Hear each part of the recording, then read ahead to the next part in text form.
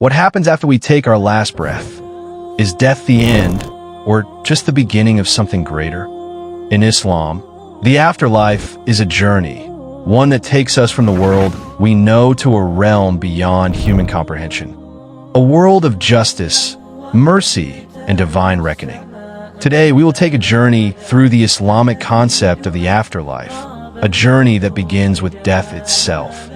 The moment of death, known as Surah Al-Mulk, is when the soul begins its transition from this world to the next. The angel of death, Malik al-Maut, arrives to extract the soul. For the righteous, this is a moment of peace. Their soul slips away like a drop of water from a jug. But for the sinful, it is a painful and terrifying experience, like a thorny branch being pulled from wet wool.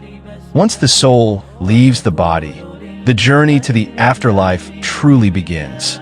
The body is taken for burial, while the soul is escorted to the heavens. And then comes the first phase of the afterlife, the grave. In Islamic belief, the grave is not just a resting place for the body, but the beginning of either peace or torment. It is here that the soul experiences Barzakh, a barrier between this world and the next. The souls are questioned by two angels, Munkar and Nakir, who ask three vital questions. Who is your Lord? What is your religion? And who is your prophet? For those who answer with faith and sincerity, the grave becomes a garden from the gardens of paradise. A window to Jannah opens, bringing peace and comfort. But for those who deny the truth, the grave becomes a pit of suffering, a preview of what is to come. Then comes the most awaited and feared moment, the Day of Judgment, Yom Al-Qiyamah. On this day, the earth will shake, the mountains will crumble, and the sky will be torn apart. Every soul that ever lived will be resurrected and gathered before Allah.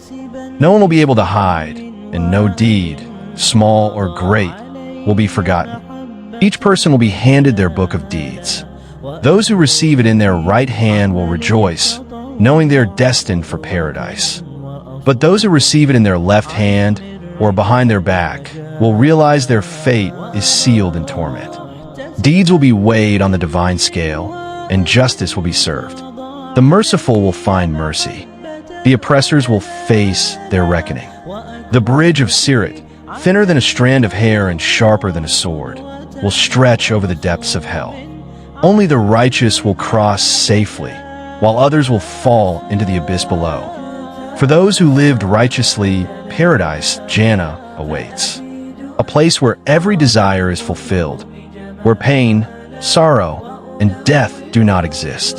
The righteous will be greeted by angels, clothed in silk and adorned with treasures beyond imagination.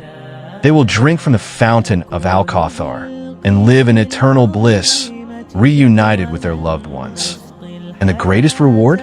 To behold the face of Allah Himself, a sight more beautiful than anything ever seen. But for those who denied the truth, hell, Jahannam, is their destination. A place of unimaginable torment, where fire engulfs the wicked, where thirst is never quenched, and where regret echoes for eternity. The gates of hell will be sealed upon those who rejected faith and spread evil on earth. Yet, Allah's mercy is vast. Many will be forgiven, and many will be purified before entering paradise. Even among those who suffered, hope remains. For Allah's justice is perfect, and His mercy encompasses all things. The journey of the afterlife in Islam is not one of despair, but of ultimate justice. It is a reminder that our actions matter, that this life is but a test, a preparation for what lies beyond. So what path will you choose? The choice is yours, and the time to decide is now.